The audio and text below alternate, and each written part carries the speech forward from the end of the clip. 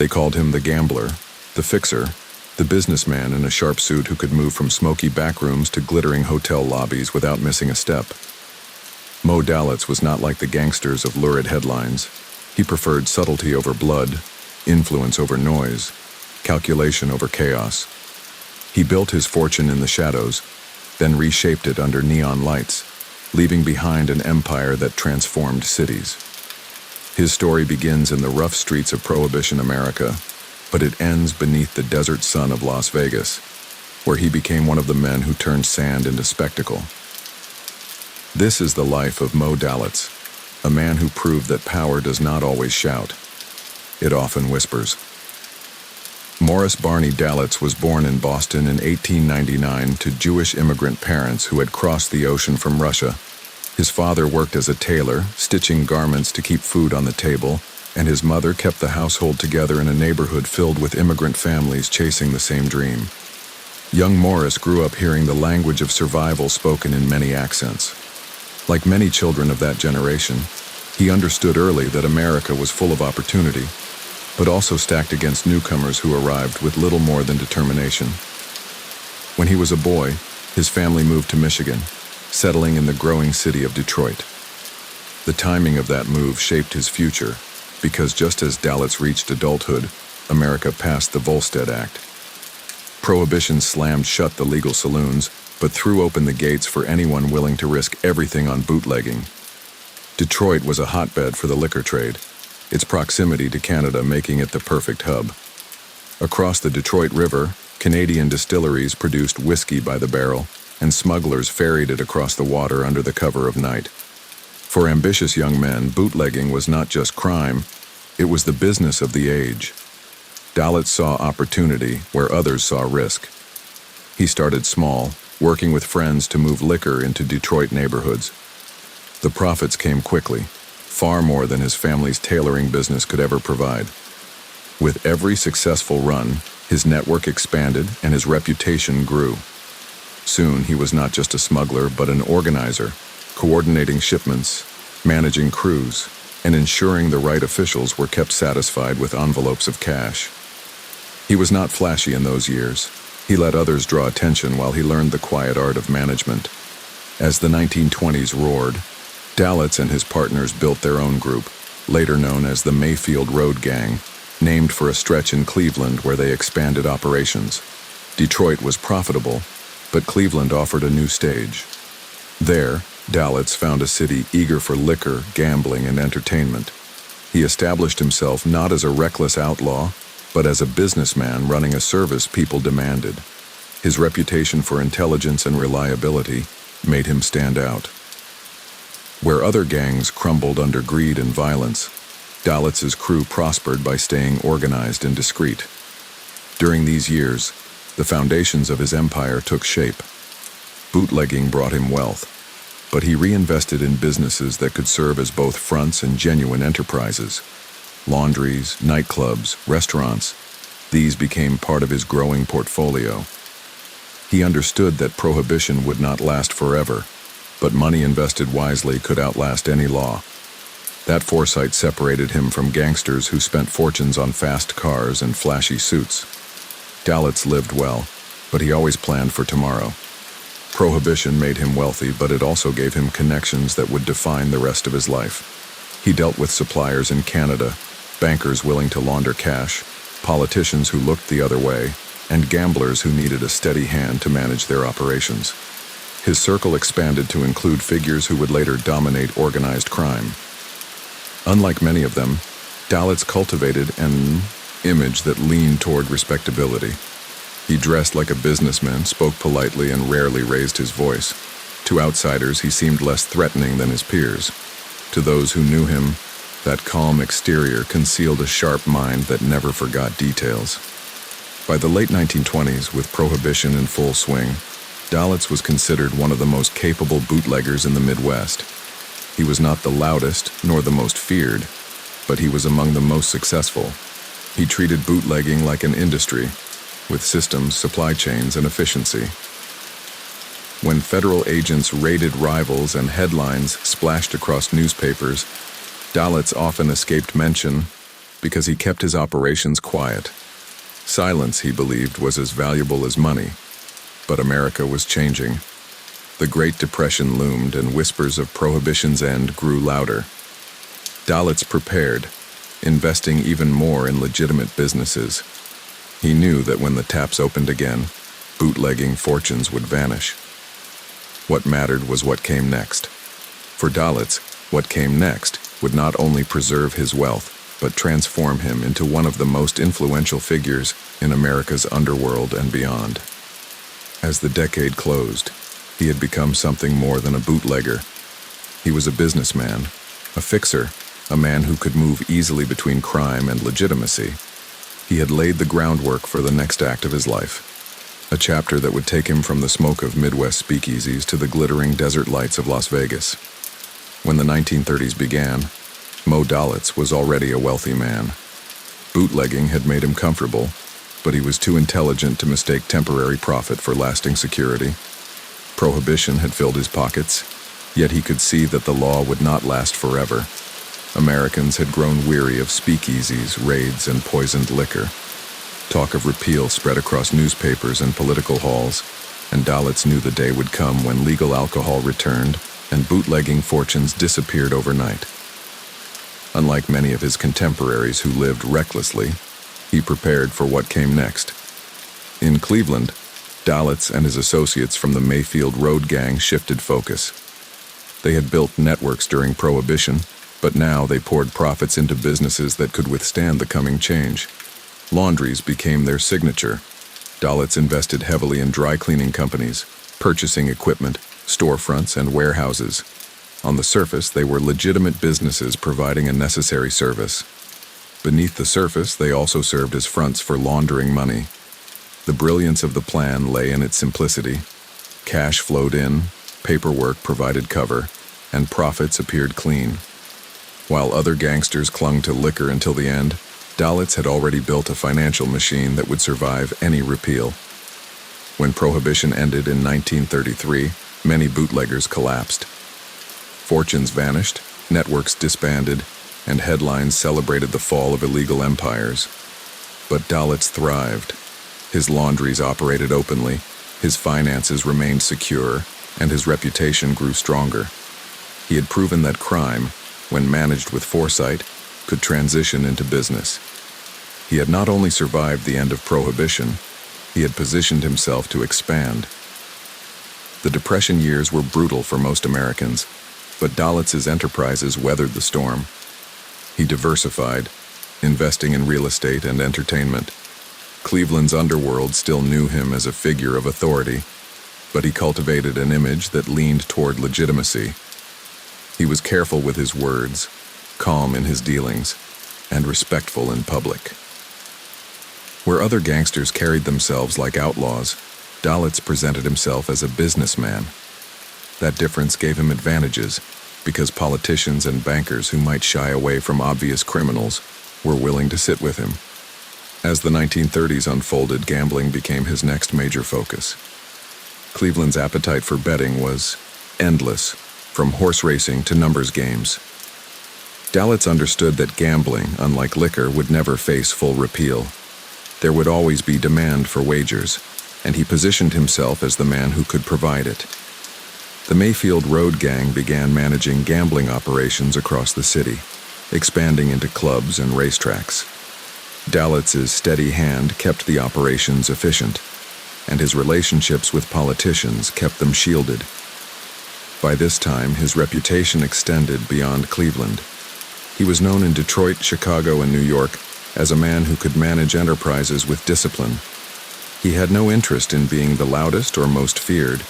He preferred being the most dependable, the man who delivered results without chaos. In the underworld, reliability is rare, and Dalitz made it his signature. The approach also earned him connections with figures outside crime.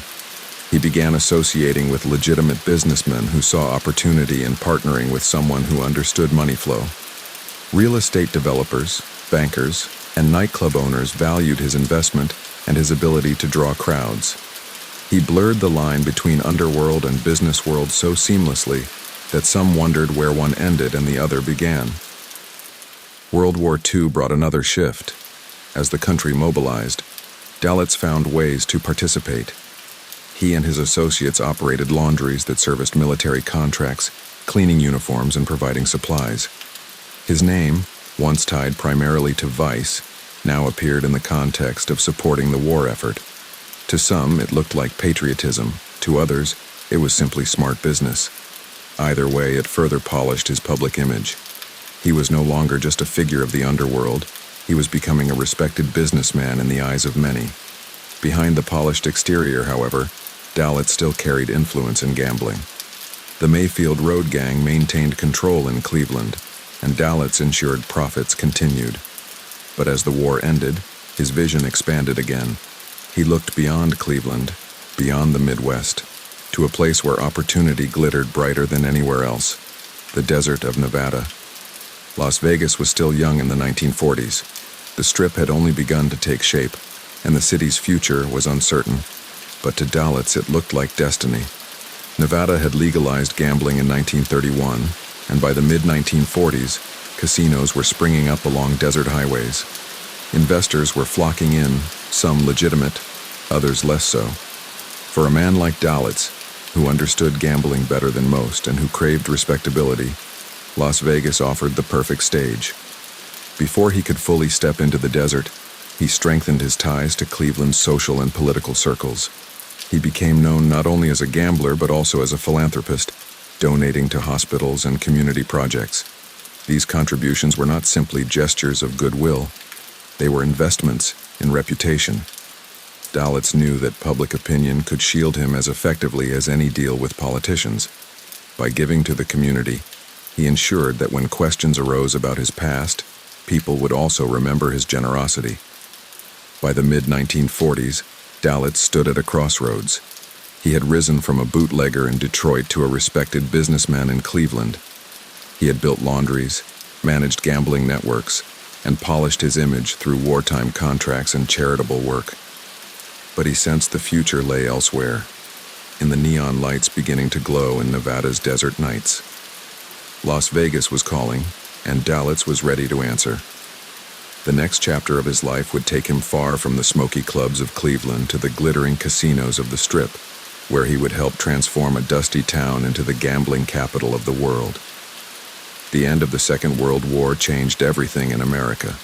Soldiers came home, industries shifted, and people craved entertainment after years of sacrifice.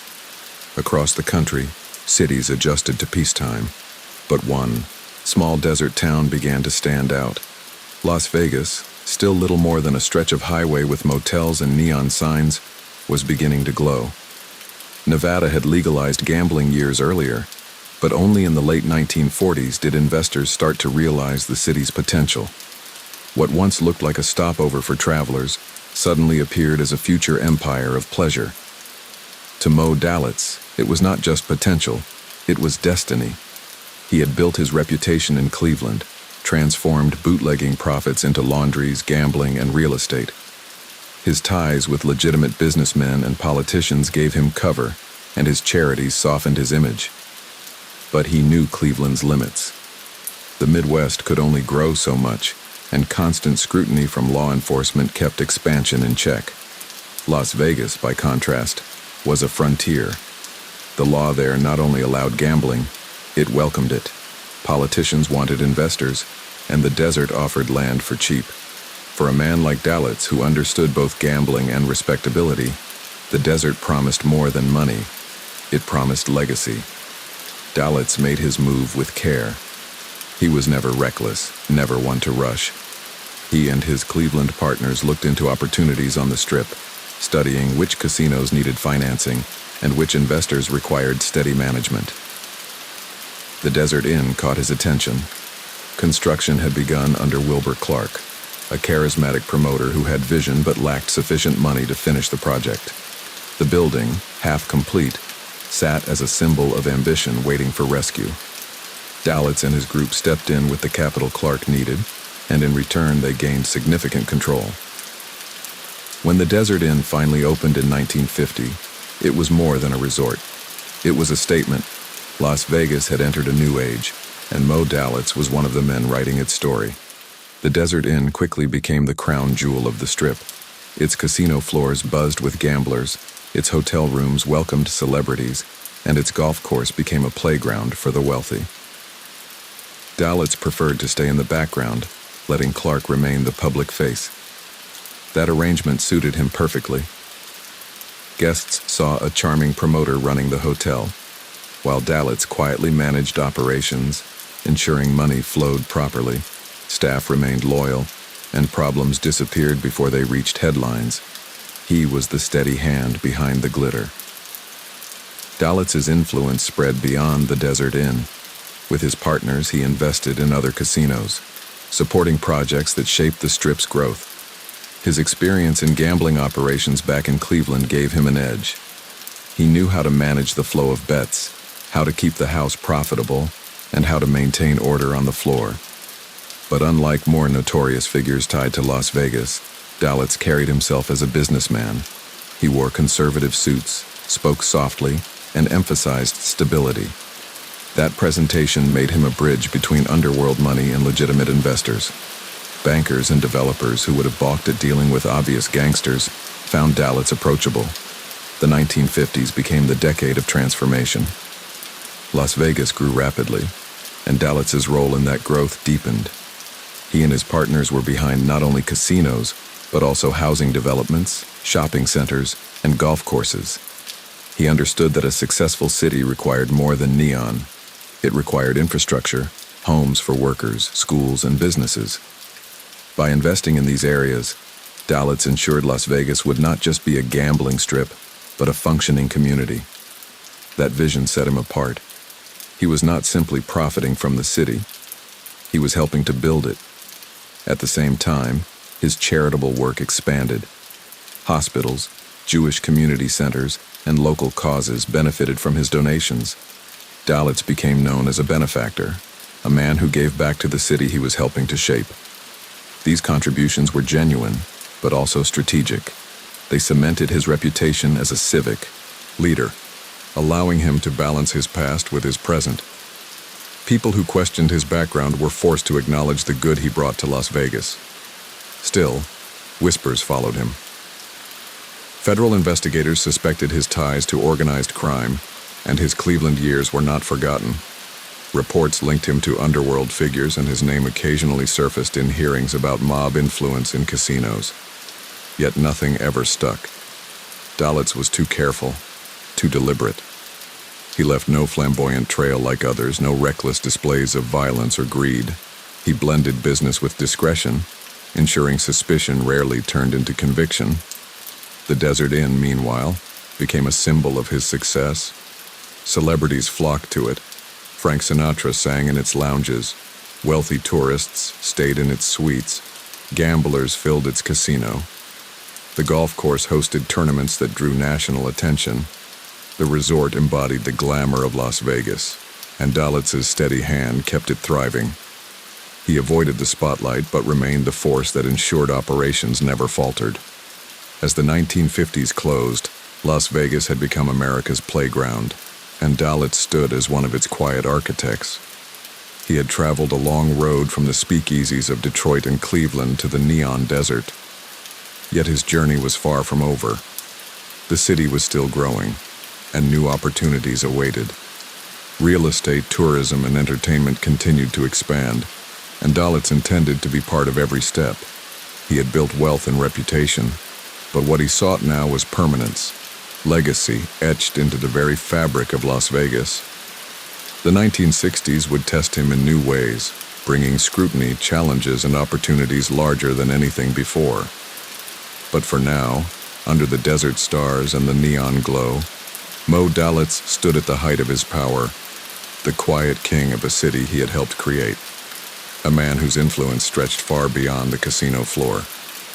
The 1960s brought new challenges for Moe Dalitz, but also new opportunities to expand his empire and reshape Las Vegas. By now, he was no longer just a casino operator or quiet figure behind Wilbur Clark's smile at the Desert Inn. He was a recognized power in the city, though always with that peculiar balance, respected as a businessman and benefactor, suspected by federal agents as a man with deeper ties. Dalitz thrived in that tension. He understood that suspicion without proof was survivable, but irrelevance was not. Las Vegas in the 1960s was a city in transformation. The Strip glittered brighter with every passing year.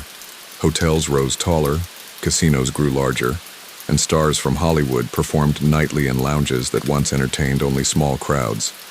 Tourism surged as middle-class families discovered the thrill of vacations in the desert. Jet travel made it easier than ever for visitors from across the country to arrive, gamble, dine, and be dazzled. And behind the scenes, figures like Dalitz ensured the city kept up with its promises. Dalitz's greatest strength was his ability to think beyond the casino floor. He understood that gamblers came for entertainment, but they stayed when the city offered comfort. That was why he invested not only in the Desert Inn, but also in housing developments, shopping centers, and schools. He poured resources into turning Las Vegas into a livable community rather than just a neon playground. Workers who came to staff the hotels needed homes, their families needed stability, and Dalitz wanted the city to grow in a way that supported them. The more permanent the population became, the stronger the base for tourism. One of his most notable contributions was the development of golf courses and country clubs. Where others saw empty desert, Dalitz saw opportunity. He realized that attracting wealthy visitors required more than dice and roulette. It required leisure. Golf became part of Las Vegas's identity thanks in no small part to his vision. The Desert Inn's course was legendary, hosting tournaments that placed the city on the sporting map. Celebrities and high rollers walked the greens, cameras followed, and Las Vegas became a destination not just for gamblers, but also for those seeking lifestyle and prestige. But as his reputation as a builder and philanthropist grew, so too did scrutiny. The federal government, particularly during the Kennedy and Johnson administrations, launched more aggressive investigations into organized crime. Hearings in Washington, D.C., spoke frequently of mob influence in Las Vegas, and Dalitz's name was often mentioned. He was painted by some as a man who carried Cleveland mob money into the desert. Journalists wrote profiles connecting him to figures long associated with racketeering. Yet for all the accusations, no charges ever stuck. Dalitz remained calm, never rattled, always presenting himself as a businessman whose only concern was the growth of his city. His charitable work provided him powerful insulation. Dalitz became known for funding hospitals, especially in Nevada.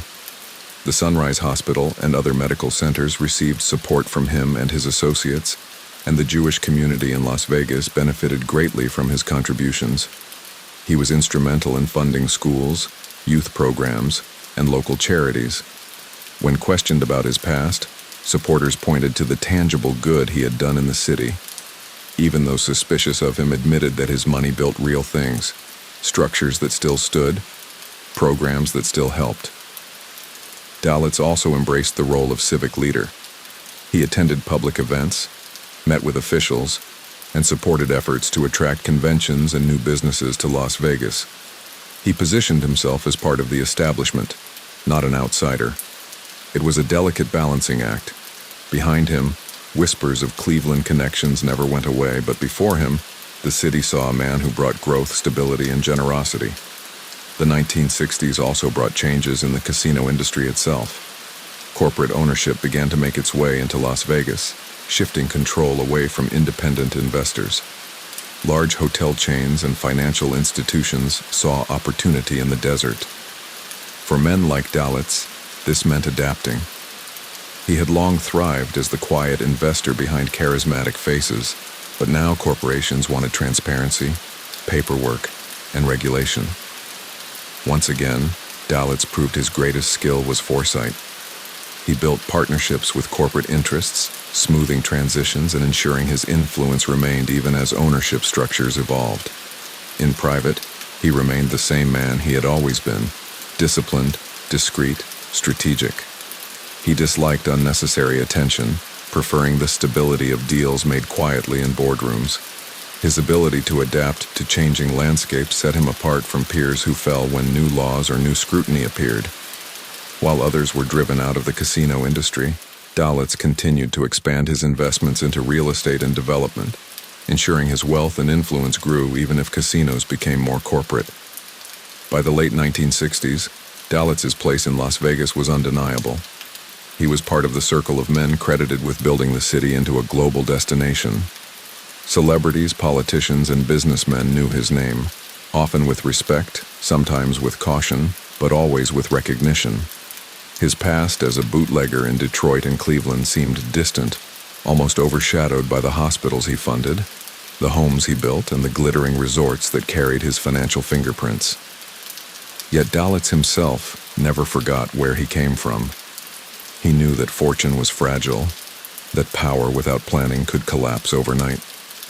His life was proof of adaptation, first as a bootlegger, then as a gambler, then as a businessman, and finally as a city builder. He understood that survival required constant reinvention, and reinvention had become his art. As the 1960s closed, Moe Dalitz stood at the crossroads of history.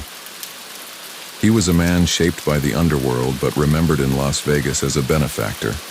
He had carried shadows with him but had turned them into neon, and while the government still watched and suspicions never fully disappeared, the city he helped create flourished under his influence.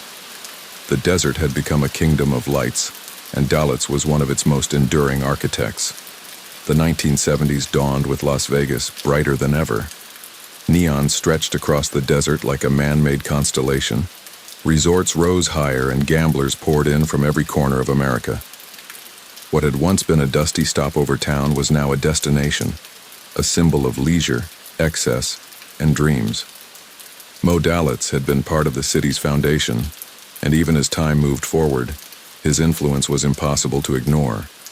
He had shifted from being a shadow investor to being regarded as one of the city's elder statesmen, a man whose fingerprints were on everything from hospitals to golf courses.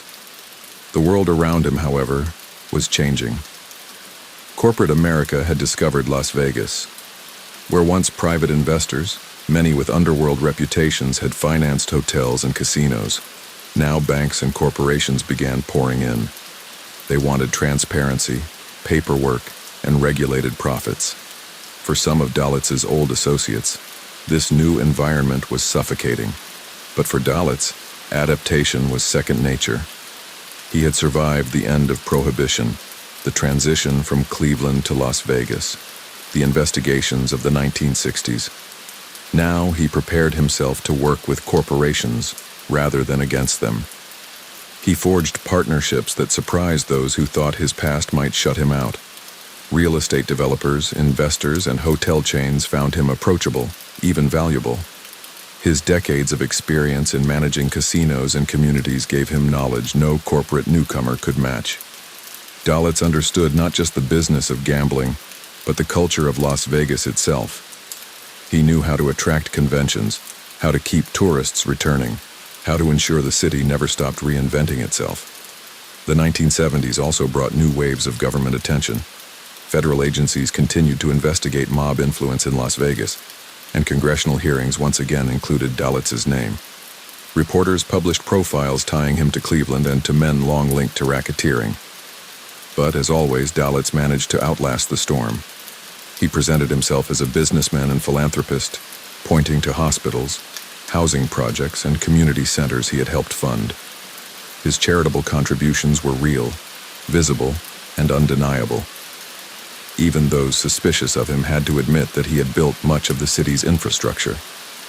One of his most significant legacies during this period was his role in expanding housing and commercial development. As Las Vegas grew, so did its need for homes, shopping centers, and schools. Dalitz and his partners invested heavily in real estate projects that transformed empty desert into neighborhoods. Families moved into houses built with money from the same man once whispered about as a bootlegger. It was an irony not lost on Dalitz. He had begun in the shadows, but here he was, providing homes under the desert sun. He also deepened his ties to philanthropy. Hospitals in Las Vegas bore the mark of his generosity. The Jewish community, which had been small but tight-knit when he first arrived, thrived with his support. He gave to charities, youth programs, and cultural institutions. To many in the city, Dalitz was no longer just a businessman. He was a benefactor. Residents who might have bristled at rumors of his past welcomed his contributions because they saw the results in their daily lives. Yet whispers never disappeared. To federal agents, Dalitz was still the careful figure who had carried Cleveland connections into the desert. They suspected his casinos still tied into organized crime networks that skimmed profits traveled east. Books and exposés published in the 1970s painted him as part of the web of men who had quietly shaped Las Vegas with mob money. But unlike flashier figures, Dalitz remained elusive. He avoided reckless behavior, refused public feuds, and kept his demeanor calm. Where others were indicted, he stayed free. Where others saw headlines destroy reputations, his name floated in suspicion, but never sank into conviction. The 1970s also showed how much Dalitz understood the importance of diversification. Casinos remained central, but he invested in businesses beyond gambling, resorts with golf courses, shopping developments, and projects that made Las Vegas a city as much as a playground. His foresight helped stabilize the community, making it less dependent on casinos alone.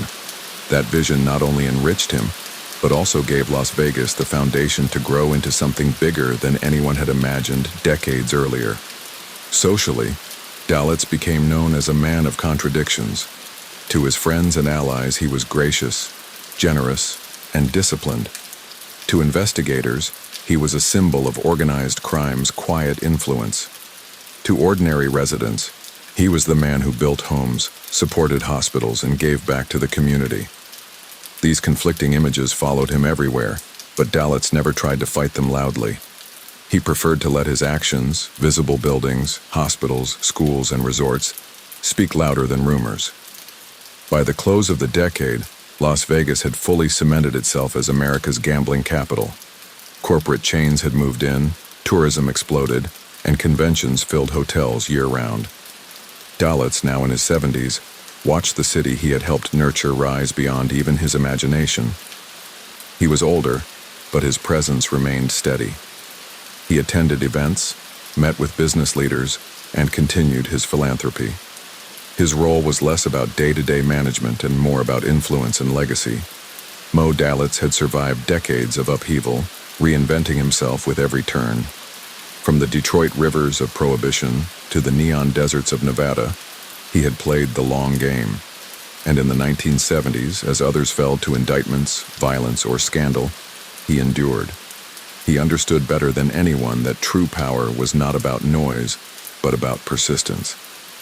As the 1980s approached, Las Vegas stood at the brink of becoming more corporate, more polished, more global. And once again, Moe Dalitz was prepared to adapt. He had built, given, survived, and thrived. Now, in the twilight of his career, his attention turned to how he would be remembered. The 1980s arrived with Las Vegas shining brighter than ever. Towers of glass and neon lined the Strip. Tourists poured in by the millions, and conventions filled massive halls with businessmen eager to gamble after meetings. Corporate chains tightened their grip on the casino industry, building larger resorts with polished themes, family attractions, and international appeal. The city was changing again, and Moe Dalitz, well into his 80s, remained a presence that no one could ignore. Dalitz had lived through every stage of Las Vegas's transformation. He had seen the desert before the neon, helped raise resorts like the Desert Inn, watched celebrities turn lounges into theaters, and guided the city as it became a national destination. Now, as corporations moved in with billion-dollar plans, he shifted his role from builder to elder statesman.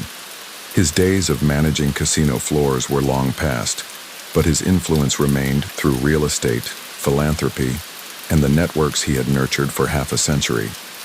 The decade brought renewed scrutiny from investigators who still tied Dalitz to organized crime. Senate hearings and newspaper exposés again mentioned his name. Writers painted him as one of the last links between the early mob investors of Las Vegas and the modern casino world. They spoke of skimmed profits, whispered about Cleveland connections, and described him as a man who had worn a mask of respectability while moving money in shadows. Yet, as always, proof was elusive. Dalitz had survived decades of investigations without conviction, and he would survive these too. He knew that by the 1980s, his reputation as a philanthropist was stronger than any rumor. Indeed, philanthropy became the defining feature of his later life. Dalitz gave generously to hospitals, universities, and community projects. The Cleveland Clinic Foundation received support, as did Las Vegas medical centers and Jewish institutions. He funded scholarships, community programs, and housing initiatives. His money built wards in hospitals, classrooms in schools, and centers for research. To many, he was not the man of whispered mob ties, but the benefactor who kept giving. Residents saw his name tied to healing, learning, and growth, not crime. The dual image followed him everywhere. To some, he would always be the bootlegger who moved liquor across the Detroit River, and the gambler who funded casinos. To others, he was the man who gave back, who built homes and hospitals. Dalitz himself rarely addressed the contradiction. He lived quietly, avoided flamboyant interviews, and left others to argue about who he truly was. His focus was on ensuring that the city he helped shape continued to thrive. The Desert Inn remained central to his identity, even as newer and larger casinos rose around it. Though not as massive as the MGM Grand or the Caesars complex, the Desert Inn carried prestige. It was old-school Las Vegas, a place of elegance and history. Celebrities still visited, golf tournaments still drew attention, and high rollers still flocked to its floors. For Dalitz, it was not just a casino, it was a legacy. It represented the moment he helped transform Las Vegas from a dusty outpost into a global resort city. The 1980s also brought challenges. With corporations dominating the casino industry, older investors like Dalitz had to adapt. Some of his holdings were bought out, some merged, and others evolved into new forms. He focused increasingly on real estate, continuing to shape neighborhoods and commercial developments.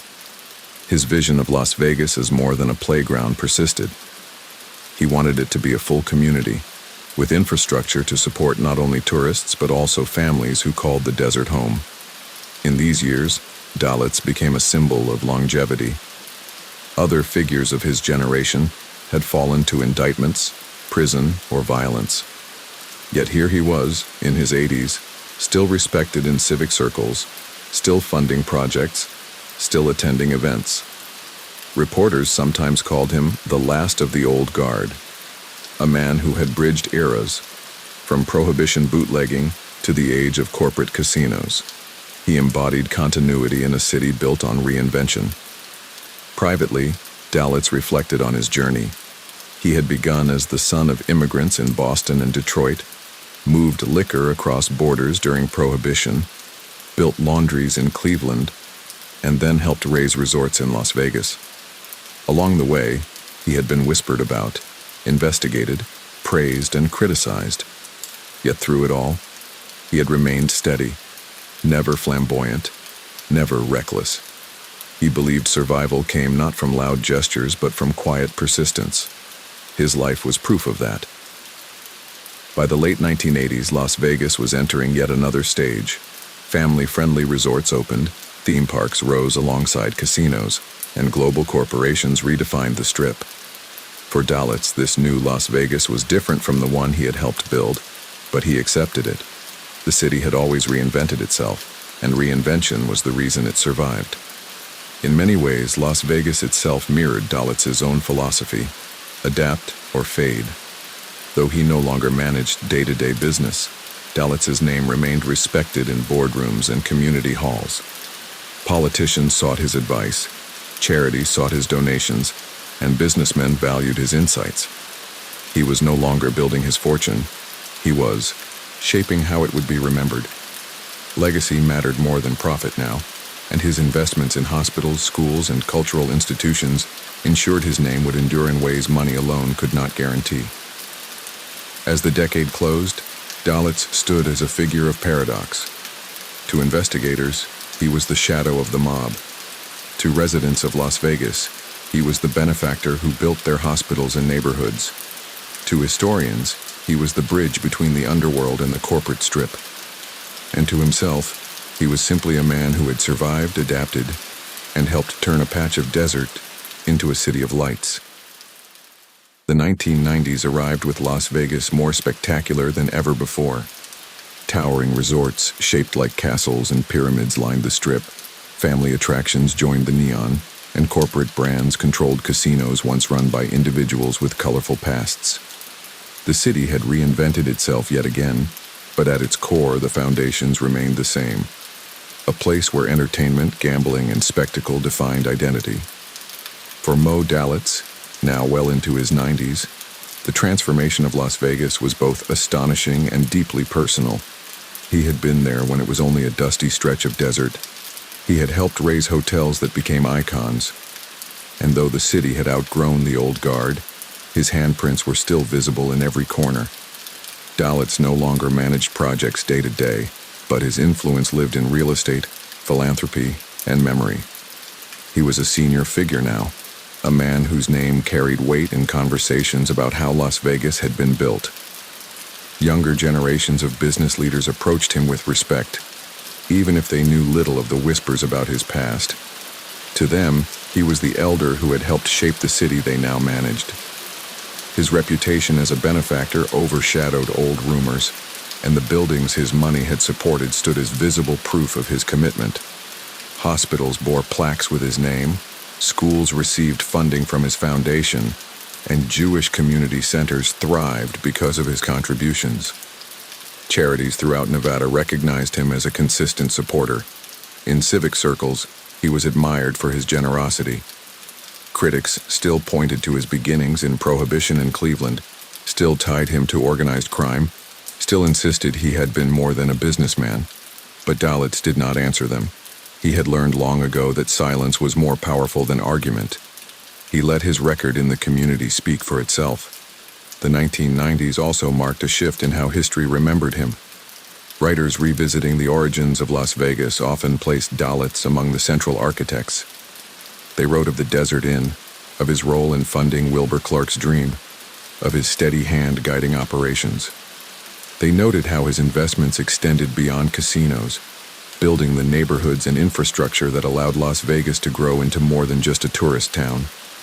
They painted him as a man who blended underworld roots with civic leadership, creating a legacy that was complicated but undeniable. Dalitz himself grew reflective. In quiet moments, he looked back at the long path from Boston's immigrant streets to Detroit's bootlegging years, from Cleveland's laundries to Las Vegas's neon skyline. He had lived through nearly a century of upheaval, survived waves of investigations, and witnessed the rise and fall of countless peers. Most of them had been swallowed by prison or violence. He somehow had endured. His life had been a series of adaptations, each chapter built on foresight and restraint. Survival, he knew, was never about being the loudest. It was about being the most disciplined. Visitors who sat with him in these years often remarked on his composure. He spoke quietly, remembered details with sharp clarity, and avoided the dramatics that others indulged in. He seemed content to be remembered as a builder rather than a gangster, as a philanthropist rather than a bootlegger. And in truth, he had been all of these things. His life had contained contradictions that no single label could capture. Perhaps that was why his story endured.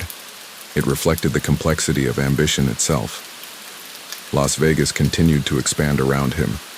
New mega-resorts replaced older hotels, theme attractions dazzled tourists, and international visitors flooded the Strip.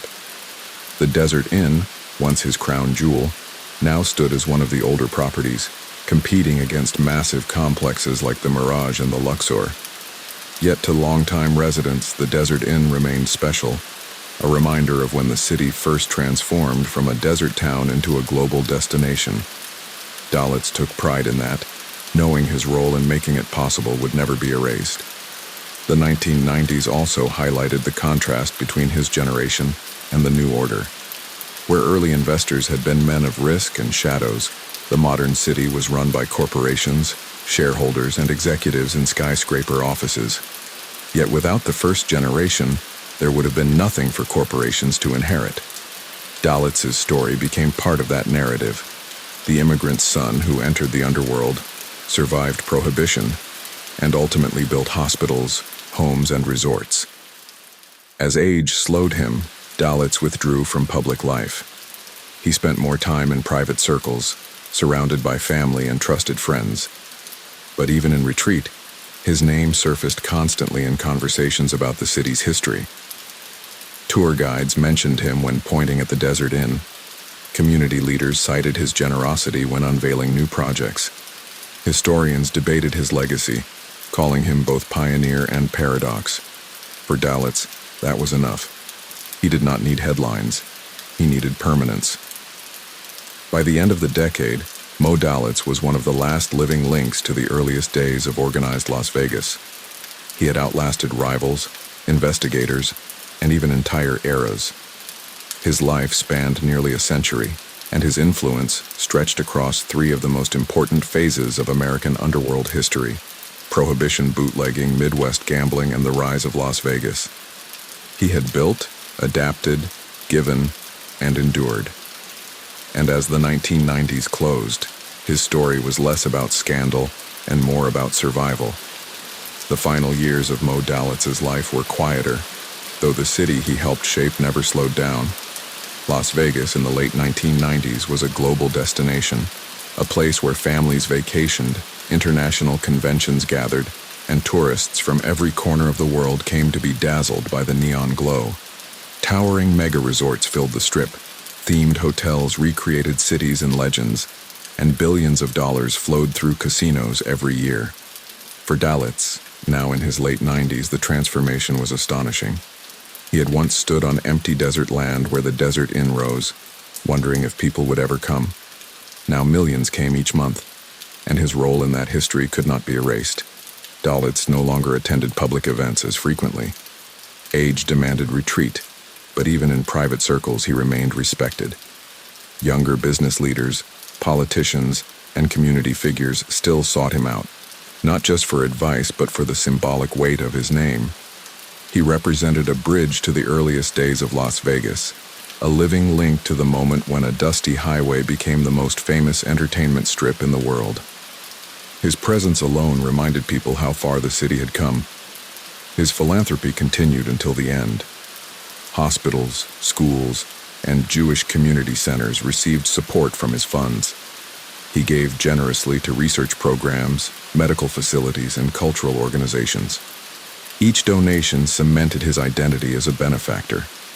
Even as critics continued to tie him to organized crime origins, residents of Nevada could point to visible evidence of his generosity: wards in hospitals, classrooms for children, and buildings that bore his name. For ordinary families, he was not the figure whispered about in Senate hearings, but the man whose money helped their community thrive. Writers and historians, however, kept debating his legacy. Some labeled him one of the most influential mob-connected figures in American history, arguing that his investments in Las Vegas carried the fingerprints of organized crime money. Others emphasized his philanthropy and city building, noting that he had done more to support hospitals and housing than many so-called legitimate businessmen. The truth, as always with Dalitz, lay somewhere between. He had built his early fortune in Prohibition, invested in gambling operations in Cleveland, and later helped finance the Desert Inn. But he had also given generously to communities, expanded housing, and reshaped Las Vegas into a functioning city. His life was a paradox that fascinated scholars and storytellers alike. In his final years, Dalitz rarely commented on those debates.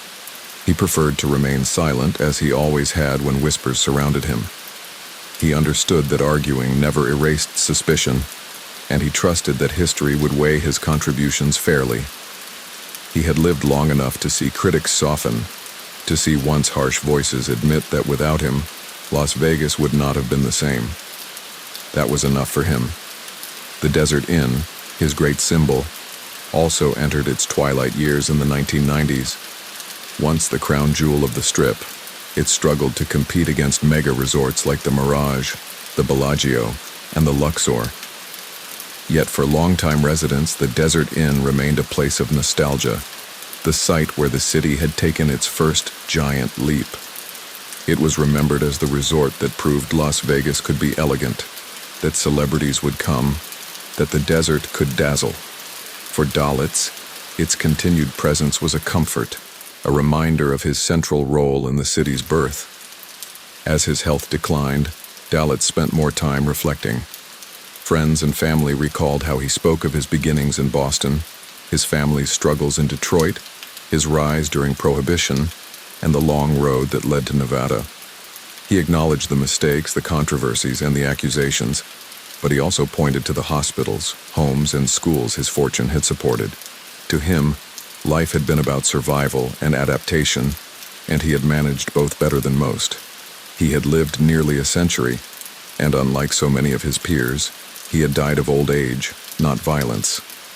That, in itself, was a kind of victory. Moe Dalitz passed away in 1989, but his influence lingered throughout the 1990s and beyond. Obituaries captured the contradictions of his life. They called him a former bootlegger, a suspected mob figure, a philanthropist, a developer, a builder of Las Vegas. They described him as controversial but also essential. Some emphasized his shadowed origins, others highlighted his community service. But all agreed on one point: he had helped make Las Vegas what it was. Without his vision, his money, and his steady hand, the desert might never have become the neon capital of the world. After his death, debates about his legacy only grew louder. Historians continued to analyze his dual identity. Documentaries included his name among the men who built Las Vegas, while civic leaders remembered his contributions to hospitals and charities. Residents who had benefited from his philanthropy defended him, while journalists continued to tie him to organized crime networks. The contradiction became part of his myth. He was remembered both as a symbol of underworld influence and as a civic leader whose money shaped communities. Las Vegas itself honored him in subtle ways. Streets and community centers referenced his contributions, and his story was told in museum exhibits and tours about the city's early days. Tour guides explained how Wilbur Clark dreamed up the Desert Inn, but how Moe Dalitz and his partners provided the money to make it real. Visitors were reminded that the city's glittering history was not just about corporate resorts, but also about individuals like Dalitz, who had taken risks when Las Vegas was still uncertain. In the end, Moe Dalitz's life stood as a reflection of America's complexity in the 20th century. He was an immigrant's son who rose from obscurity, a man who made his first fortune in the shadows, then spent decades building in the open. He was suspected, accused, and whispered about, yet he also gave, built, and shaped communities. His story was neither purely criminal nor purely charitable. It was both, intertwined, inseparable. That was why it endured. As the century closed, Las Vegas glittered more brightly than ever. Tourists poured into mega resorts, neon lit the night sky, and the Strip became one of the most famous streets in the world. And somewhere within that glow was the legacy of Moe Dalitz, the quiet builder, the gambler, the philanthropist, the paradox. His laugh did not echo across casino floors. His name was not shouted in headlines, but his presence was everywhere, in the foundations of the city itself. After Moe Dalitz's death in 1989, the city he had helped to build kept moving forward, but his name never faded. Las Vegas had always been a place where reinvention came quickly, where old hotels were torn down to make way for bigger towers, and where memories were often buried beneath neon. Yet Dalitz's story remained, woven into the very foundation of the desert city. He had been part of the first generation of builders who gambled on sand and turned it into a spectacle. Without men like him, there would have been no Strip, no resorts, no global identity. The 1990s and early 2000s brought an avalanche of books, documentaries, and newspaper retrospectives about Las Vegas's origins. Writers revisited the earliest days, tracing the city's lineage from backroom investors and bootleggers to corporations and billion-dollar resorts. Dalitz's name appeared again and again. He was described as the quiet strategist who had avoided the flamboyance of other figures, but whose influence had been just as strong. His partnership in bringing the Desert Inn to life became a central episode in every retelling of the Strip's rise. Some accounts leaned heavily on his underworld ties. They emphasized his Cleveland years, the Mayfield Road Gang, and the whispers that casino profits had been skimmed and funneled back east. These portrayals painted him as a figure who carried mob money into Nevada and used it to seed resorts. To these writers, his philanthropy was less about generosity and more about polishing an image. Yet other accounts told a different story. They highlighted his consistent investments in hospitals, his role in building housing for families, his donations to universities, and his leadership in Jewish community organizations. To them, Dalitz was not just a mob financier. He was a civic leader whose contributions far outlasted whispers. This duality became his legacy. Every documentary or article about him carried both sides, the accusations and the achievements. His story fascinated audiences because it refused to be simple. He was neither villain nor saint. He was both, a man who rose from bootlegging shadows but left behind hospitals and neighborhoods. That complexity made his life compelling long after he was gone. In Las Vegas, his influence remained visible. The Desert Inn continued to stand through the 1990s, though by then it was aging compared to the massive new resorts like the Mirage, the Bellagio, and the Venetian. Still, the Desert Inn was respected, remembered as one of the original jewels of the Strip. Every time someone walked through its halls, they were walking through a piece of Dalitz's story. When it was eventually closed and demolished in the early 2000s to make way for the Wynn Resort, newspapers noted not just the end of a building, but the fading of an era. They reminded readers that the Desert Inn had been where the old guard of Las Vegas had proven the desert could glitter.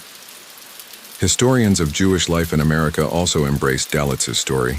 They pointed out that he had been one of the most influential Jewish figures in 20th century America, not only because of his wealth, but because of his philanthropy. In Cleveland and Las Vegas, his money supported community centers, youth programs, and hospitals. For Jewish immigrants and their children, Dalitz embodied both the struggles and the contradictions of the American dream. He had risen from immigrant poverty, found fortune in illegal trades, yet devoted much of his life to giving back. His story mirrored the complexities of assimilation, ambition, and identity. In popular culture, Dalitz's legacy seeped into films and television series about Las Vegas. Characters modeled loosely after him appeared in dramatizations, usually portrayed as quiet but powerful figures who preferred boardrooms to violence. Unlike flashier inspirations such as Bugsy Siegel or Al Capone, Dalitz's archetype was the strategist, the man in a tailored suit who said little but controlled much. For audiences, this image captured the mystery that surrounded him in life. Even in academic circles, Dalitz became a subject of debate. Scholars studying organized crime argued about whether he should be classified primarily as a mobster or as a businessman. Some emphasized his discipline, noting that he avoided the recklessness that destroyed others. Others focused on the networks he maintained with figures connected to crime syndicates. The arguments rarely reached consensus, but they kept his name alive, proving that his influence was too complex to be forgotten. In Las Vegas itself, Dalitz's philanthropy outlived him. Hospitals he had funded continued to operate, and community centers bore the marks of his contributions. Residents who had grown up in homes built on developments he supported told stories of how his money shaped their lives. For them, he was not a shadowy mob financier, but the benefactor who helped turn Las Vegas into a livable city, rather than just a tourist playground. By the early 2000s, when tourists flooded the Strip to marvel at fountains and themed towers, tour guides still told stories of Moe Dalitz. They described how he had backed Wilbur Clark's Desert Inn, how he had been part of the early wave that transformed a desert into a global resort. They whispered about his rumored ties to Cleveland, but they also pointed to hospitals and schools. Tourists leaned in, fascinated by the mix of crime and charity, of whispers and legacy. The paradox of Moe Dalitz became his immortality. He could not be remembered only as a criminal, nor only as a philanthropist. He had been both, and his life forced people to confront the gray spaces where ambition and morality collide. That was why his story endured while others faded. In a city built on illusions, Dalitz had left behind something real: structures, communities, and a legend that refused to vanish. By the time the 21st century unfolded, Moe Dalitz had been gone for more than a decade, yet his presence lingered in the very bones of Las Vegas. The Strip glittered with fountains that danced to music, towers shaped like ancient cities, and resorts that drew millions from across the globe each year. Yet beneath the neon, older residents remembered when the city was a small desert town, when a handful of men gambled not at tables but on the land itself, betting that tourists would come. Dalitz had been one of those men, and though time erased many names, his story remained part of the city's living memory. Las Vegas guides, writers, and historians continued to debate his place in history.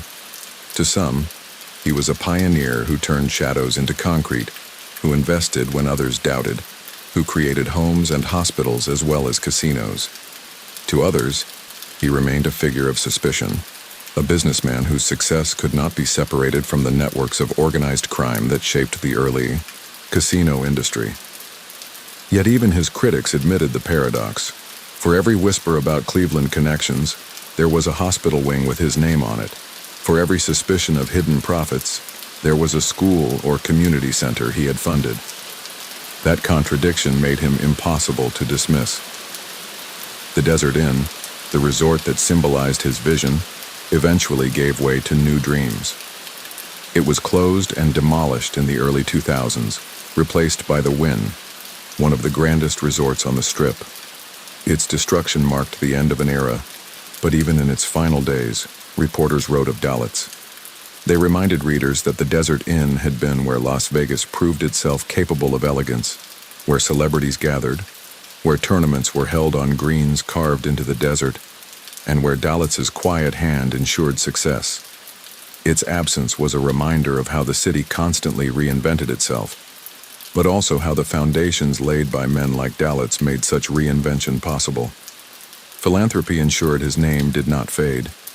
Hospitals he had supported continued to care for thousands. Jewish community centers he had helped fund remained vibrant, offering services to families and preserving cultural life. Civic leaders still spoke of him as a benefactor who gave when the city needed it most. Even decades after his death, his contributions were visible in buildings, programs, and neighborhoods that carried on long after rumors of crime had grown faint. Academics examining the rise of organized crime in America continued to write about him. He was included in studies not just as a gangster, but as an example of how underworld figures sometimes transformed into civic leaders. His story became a case study in complexity, a life that blurred the line between crime and legitimacy, ambition and generosity. He was described as a man who never sought headlines but who nonetheless shaped one of the most famous cities in the world. Dalitz's greatest legacy may have been his philosophy of survival. Unlike many of his contemporaries who burned brightly and collapsed in violence or prison, he lived nearly a century, adjusting to each new era. He survived Prohibition by investing in laundries, survived Cleveland's gambling years by expanding into legitimate businesses, survived investigations by staying calm, and thrived in Las Vegas by focusing on building